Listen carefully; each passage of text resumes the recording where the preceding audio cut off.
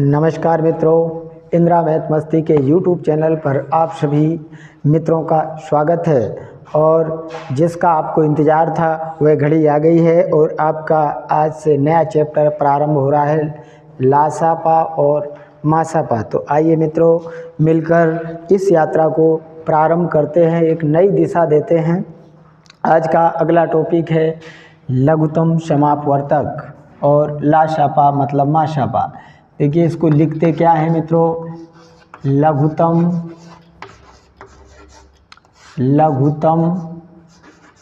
समापवर्त्य। क्या लिखते हैं मित्रों, लघुत्तम समापवर्त्य। और आज का पाठ है आपका महत्तम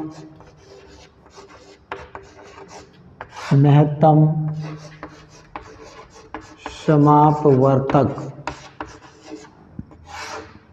आज का पाठ है आपका लघुत्तम समापवर्तक वर्त और महत्तम समापवर्त।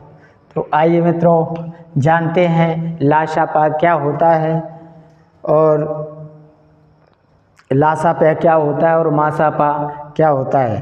तो आइए मित्रों इसको जानते हैं। सबसे पहले लासापा को, इसके बाद हम सीखेंगे मासापा। तो चलिए जानते हैं लासापा क्या है। लासापा मतलब वह छोटी से छोटी संख्या होती है जो दी गई सभी संख्याओं से विभाजित होती है। यानी हम इसकी परिभाषा की बात करें तो दो या दो से अधिक संख्याओं का हम लिख सकते हैं, दो या दो से अधिक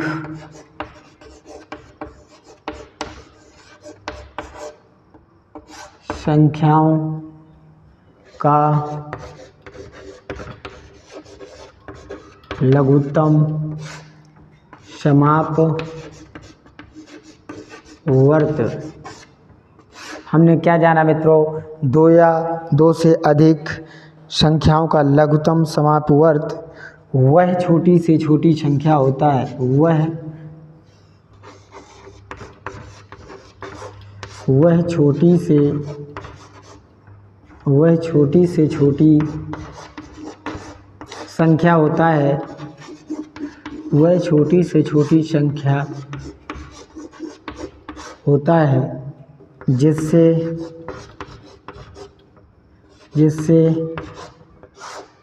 दी गई सभी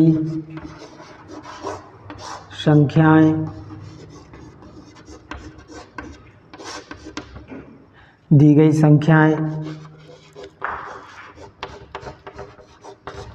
विभाजित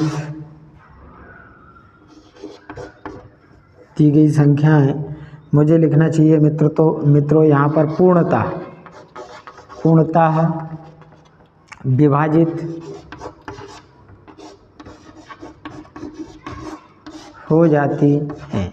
इस डेफिनेशन को समझिए मित्रों, दो या दो से अधिक संख्याओं का लासापा वह छोटी से छोटी संख्या होता है जिससे दी गई सभी संख्याएं पूर्णतया विभाजित हो जाती हैं। तो चलिए हम एक उदाहरण के माध्यम से जानते हैं। ठीक है मित्रों, इसका स्क्रीनशॉट ले लीजिए, फिर हम आगे बढ़ते हैं। ठीक है मित्रों, अब सीखते हैं हम लासापा क्या है। देखिए मित्रों, जैसे मैं एक सवाल देख लेता हूँ कोई, जैसे चलिए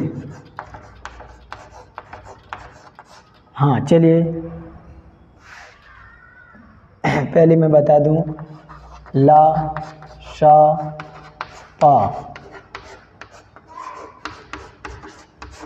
ज्ञात करने की विधियां।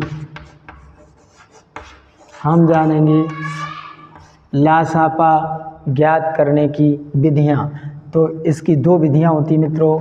पहली होती है भाग विधि, एक होती है भाग विधि और दूसरी होती है गुणनखंड विधि।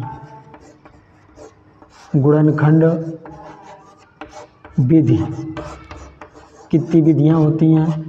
दो विधियां होती हैं मित्रों। एलसीएम निकालने की एक होती है भाग विधि, जिसका हम अधिकतर इस्तेमाल भाग विधि का करते हैं, क्योंकि ये थोड़ा सरल तो दोनों हैं, ऐसा नहीं है कि कोई जटिल है या क्लिष्ट है, दोनों ही सरल हैं। तो हम जानते हैं सबसे पहले भाग विधि क्या होती है। ठीक है मित्रों, इस विधि से जैसे संख्या दे दी मैंने 8, 12 और 36 का लाशा पा ज्ञात करो। ठीक है मित्रों, तो हम भाग विधि क्या कहती है, भाग विधि से हम इस प्रकार संख्याओं को लिख लेंगे 8, 12, 36। आपको मित्रों सबसे पहले कोमा लगाकर एक लंबी लाइन और इस प्रकार ये इतना काम कर लेना है। इसके बाद लासा लेने का नियम ये होता है कि सबसे पहले हम 2 से विभाजित करें, जब तक कि 2 से भाग जाना बंद ना हो जाए तब तक हम 2 से विभाजित ही करते जाएंगे, और सदैव एलसीएम में अभाज्य संख्याओं से ही विभाजित किया जाता है। देखिए मित्रों, जैसे 2 से मैं दे रहा हूँ तो हमें 2 की टेबल बोलना है। जैसे 2 एकम 2, 2 दूनी 4, 2 तिया 6, 2 चौके 8, 8 आ रहा है, मतलब 2 का भाग यदि मैं 8 में दूँ तो ये 4 बार आ रहा है, इसमें 6 बार जा रहा है और इसमें जा रहा है 18 बार। ये कैसे आया? यदि आपको 2 से काटना नहीं आ रहा मित्रों, सावधानी से समझिए। देखिए 2 के पाड़े में 3 नहीं आता है, 3 नहीं आता तो यहाँ 2 ही मान लीजिए कि 2 है, एक बचा, ये 6 को दे दीजिए, दे देंगे तो यहाँ 16 हो जाएगा। तो ये बचा यहाँ 2, तो 2 एकम 2, 16 में 2 अट्ठे 16, इस प्रकार ये कट गया। अब फिर 2 से काटेंगे, 2 दूनी 4, 2 तिया 6 और 2 नम 18। अब मित्रों आप ये कहेंगे सर 2 का भाग केवल इसमें जा रहा है, इसमें नहीं जा रहा है और इसमें नहीं जा रहा, नहीं जाने दो कोई बात नहीं, इसमें जा रहा है दीजिए।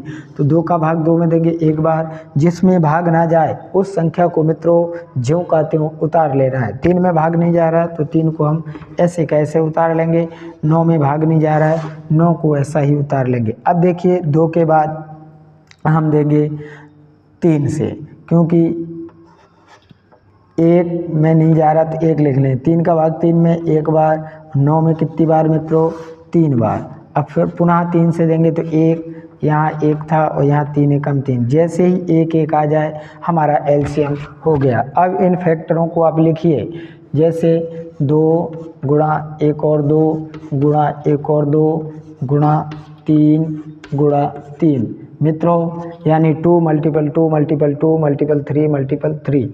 अब इसका आपको गुणा करते जाना है, यानी मल्टीप्लाई करते जाना है। जैसे 3 3 जा 9, यहाँ से 9 की टेबल चलेगी, 9 2 जा 18, 18 2 जा 36, 36 2 जा होता है 72। आशा करता हूँ एलसीएम आपकी समझ में आ गया होगा। अब मैंने परिभाषा में आपको क्या लिखवाया था कि 2 या 2 से अधिक संख्याओं से विभाजित वह छोटी से छोटी संख्या होता है जिससे दी गई सभी संख्याओं से विभाजित होती है। जैसे हमारा एलसीएम आया 72।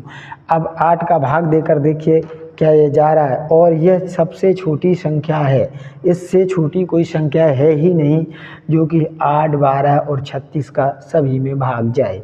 जैसे मान लीजिए 36 है, मान लेते हैं हम 36 से 12 का जा रहा है 36 का, लेकिन 8 का भाग नहीं जा रहा है। 72 ऐसी छोटी से छोटी संख्या है, इससे बड़ी ढेर सारी होगी लेकिन इससे छोटी कोई भी संख्या नहीं होगी। तो हमेशा ये ध्यान रख लीजिए कि लासा पे हमेशा एक पहचान होती है लासापा की, जब भी हमें छोटी से छोटी संख्या लिखा मिले समझ जाइए वहाँ पर हमें एलसीएम करना है। तो मित्रों आप समझ गए होंगे भाग विधि से लासापा कैसे ज्ञात किया जाता है। मित्रों आगे बढ़ते हैं, स्क्रीनशॉट ले लीजिए। चलिए मित्रों अब इसी का मैं बता देता हूँ किस विधि से। अब इसी सवाल को हम लगाएंगे गुणनखंड विधि से। गुणनखंड विधि में क्या करना है मित्रों, इन सवालों को क्रम से लिख लेना है। जैसे मैंने 8 लिख लिया, ठीक है, नीचे लिख लिया 12 और नीचे लिख लिया 36। मित्रों इसको सावधानी से समझिए। देखिए 8 के फैक्टर करिए तो ये आएगा 2 2 जा 4 2 जा 8, यानी 2 दूनी 4 और 4 दूनी 8। क्या 8 के बराबर है? यस। अब 2 के करेंगे तो 2 दूनी 4 3 12, यानी 2 2 जा 4 4 3 जा 12। ठीक है मित्रों, अब 36 के करेंगे तो 2 गुणा 2 गुणा 18, यहाँ 2 दूनी 4 गुणा 3 गुणा 3, देखो 3 3 जा 9 9 2 जा 18 18 2 जा 36। मित्रों यहाँ तक बात समझ में आ गई होगी। अब करना क्या है आपको, जो कॉमन मिले 2, देखिए सभी में आ रहा है, इस 2 को रख लीजिए। ठीक है मित्रों, 2 यहाँ भी जोड़ा बना रहा है, ये रख लिया। अब आपने क्या देखा मित्रों कि 1 2 बचा है जो जोड़ा नहीं बना रहा है मित्रों, नहीं बना रहा है, तो क्या अकेले व्यक्ति को हमारा कर्तव्य बनता है कि उसको छोड़ दे? नहीं, जहाँ ये फैमिली जाएगी अकेला, मतलब एलसीएम की बात समझाऊं मैं, तो जिसका जोड़ा नहीं बने उसको भी यहाँ पर सम्मिलित करना है। ये भी हो गया, ये जोड़े सहित आ गए, और ये बगैर जोड़े वाला 3 का जोड़ा देखिए 3 में नहीं बन रहा था लेकिन 2 में बन रहा है, तो यहाँ से ये आ गया 3, एक 3 बचा, इसका जोड़ा नहीं बन रहा था, ये भी 3 आ गया। करिए गुणा, 3 3 जा 9 9 2 जा 18 18 2 जा 36 32 जा 72। देखिए आंसर हमेशा सेम आएगा। तो मित्रों आप दोनों विधियां समझ गए होंगे कि भाग विधि से लासापा कैसे लेना है, और गुणनखंड विधि से, ये आपकी थी गुणनखंड विधि, और जो मैंने इससे पूर्व में बताई थी वो थी आपकी भाग विधि। चलिए लासापा मेरे हिसाब से मित्रों समझ गए होंगे। इसके कुछ पॉइंट होते हैं, मैं लिख देता हूं मित्रों। पॉइंट क्या ध्यान रखना है, देखिए लासापा के कुछ पॉइंट होते हैं कुछ, देखो पहला 2 लगातार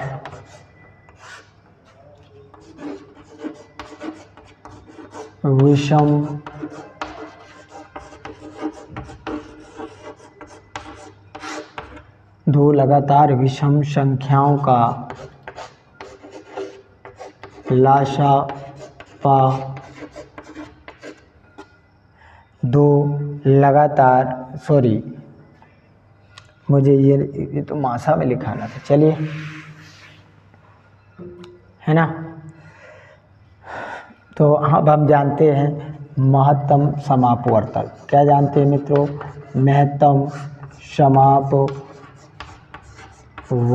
कभी तो इसका नाम ही आ जाता है मित्रों कि इसका पूरा नाम क्या है, तो जिसको हम इंग्लिश में लोएस्ट या लीस्ट भी बोलते, सॉरी हाईएस्ट कॉमन फैक्टर, इसीलिए इसको शॉर्ट में हम एचसीएफ बोल देते हैं। ठीक है मित्रों, एचसीएफ की भी 2 विधियां होती हैं मित्रों। पहली होती है भाग विधि, सॉरी पहले मुझे मासापा के बारे में बताना चाहिए था, सॉरी मित्रों। मासापा क्या होता है, लिखेंगे मासापा यानी महत्तम समापवर्तक। ठीक है, मासापा वह बड़ी से बड़ी संख्या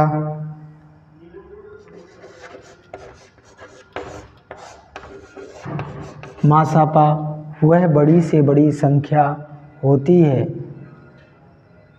मासापा वह बड़ी से बड़ी संख्या होती है जिससे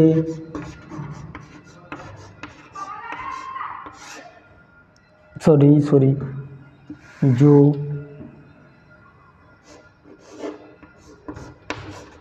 सभी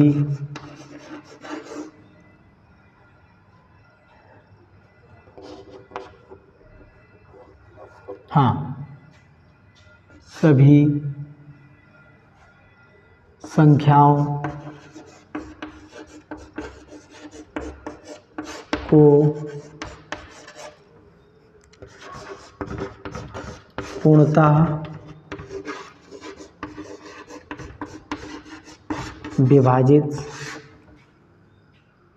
सभी संख्याओं को पूर्णतः विभाजित करती है।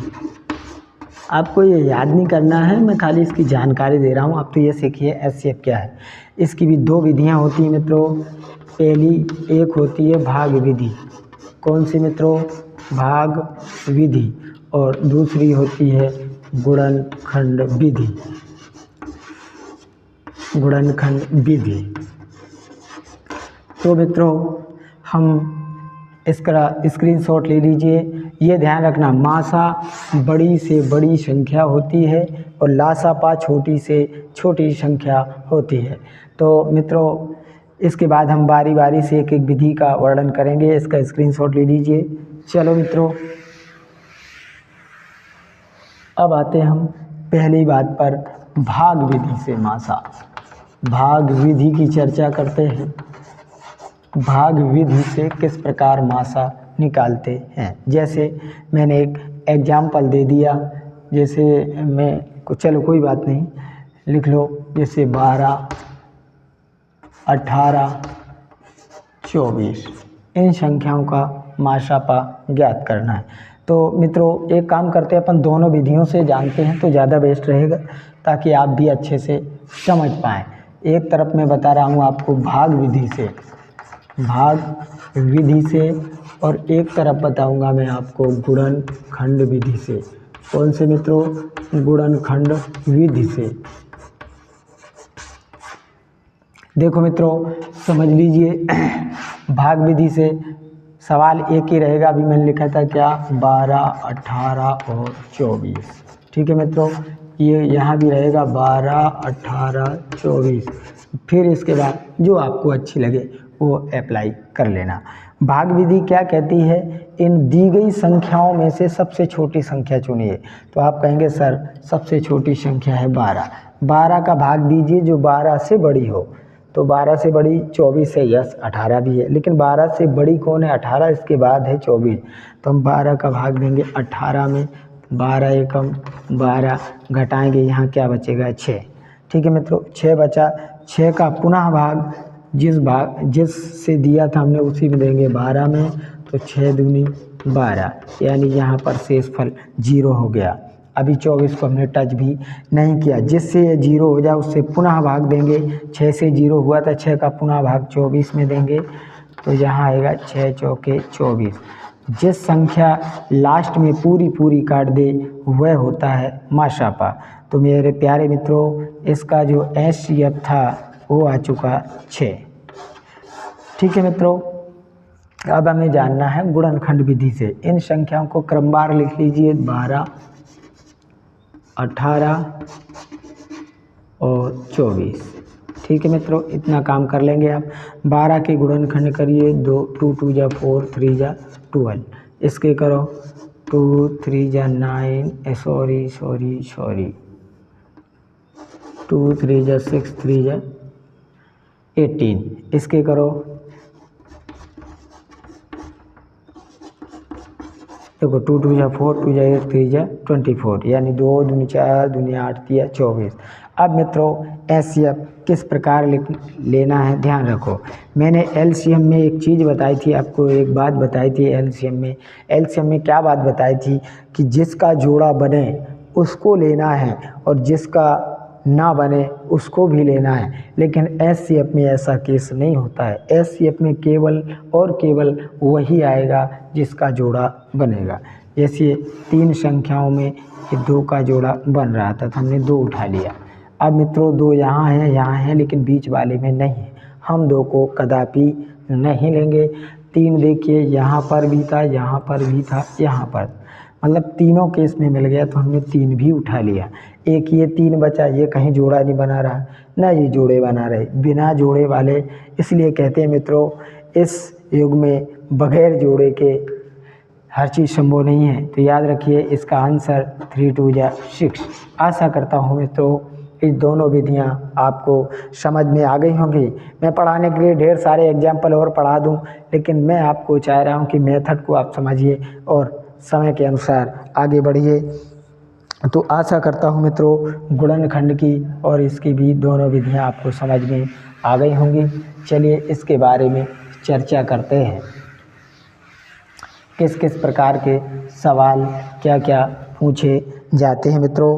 तो इसमें से आप यहाँ तक पहुँच गए होंगे लासा मास। कुछ इसमें फॉर्मूले होते हैं वो भी ध्यान रखना है, इसके बाद हम आगे आपको और बताएंगे।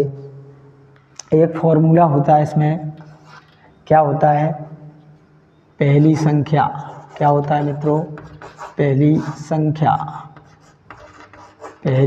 संख्या गुणा, ये तो आएगा नहीं, चलिए इधर से लिखते हैं, थोड़ा फॉर्मूला बड़ा है ना। चलिए पहली संख्या गुणा दूसरी संख्या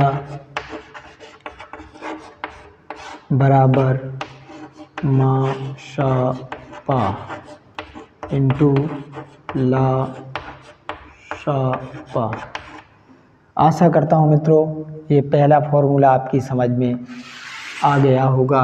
पहली संख्या इंटू दूसरी संख्या बराबर मासा इंटू लासा। इसको दूसरी भाषा में हम लिख सकते हैं, इसी को दो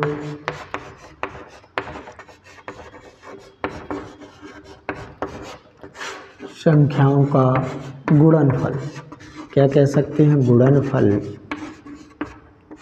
बराबर माशापा गुणा लाशापा।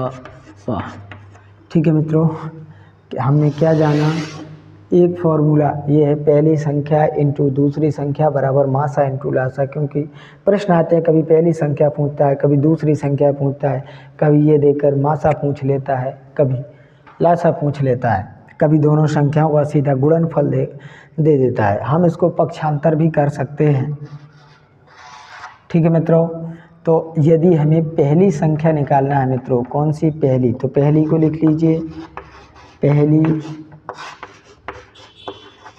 संख्या बराबर दूसरी संख्या दी है तो यहाँ आ जाएगा मा श पा गुणा ला श पा बटा आ जाएगा दूसरी संख्या।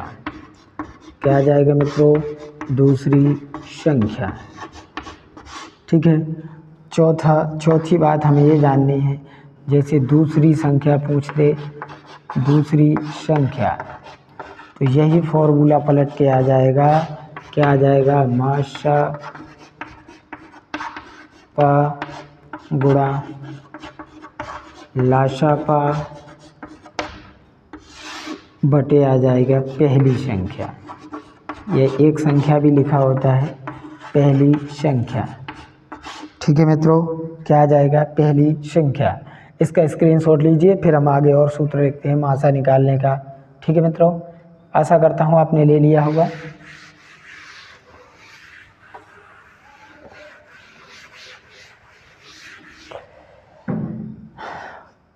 तो जैसे अब कितने 4 हो गए, तो 5वां कभी कभी मासा निकालने के लिए पूछता है, तो मासा निकालेंगे तो ये आएगा पहली संख्या।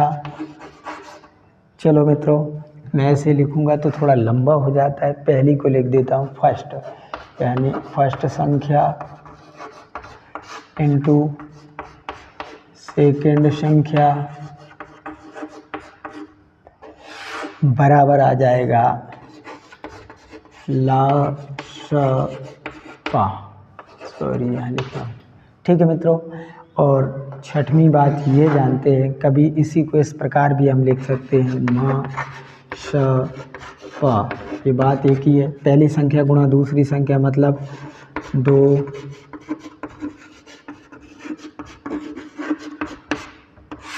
संख्याओं का गुणनफल बटे क्या लिखेंगे, ला श पा। ठीक है मित्रों, और 7वीं बात ये जानते हैं, अब हम जानते हैं लाशा पा निकालना, ला श पा। तो लाशा पा होगा पहली संख्या इंटू दूसरी संख्या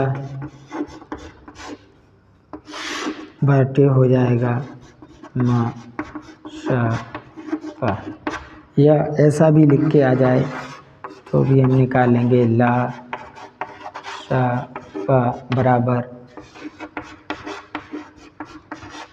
दोनों संख्याओं का गुणनफल। क्या होगा मित्रों? गुणनफल बटे आ जाएगा मा सा पा। तो चलिए मित्रों, यहाँ तक आप समझ गए होंगे। इसके बाद कुछ प्रश्नों पर भी चर्चा करते हैं, है ना। चलिए स्क्रीनशॉट ले लीजिए। हाँ, आशा करते हैं ले लिया होगा। फिर हम आगे सवालों पर भी चर्चा करेंगे।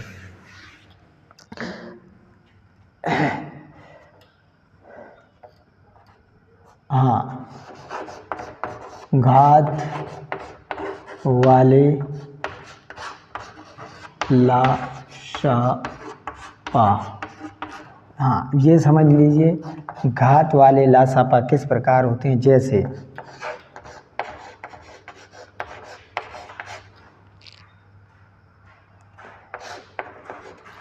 मित्रों मैंने लिख दिया 8 की पावर 6, ठीक है मित्रों।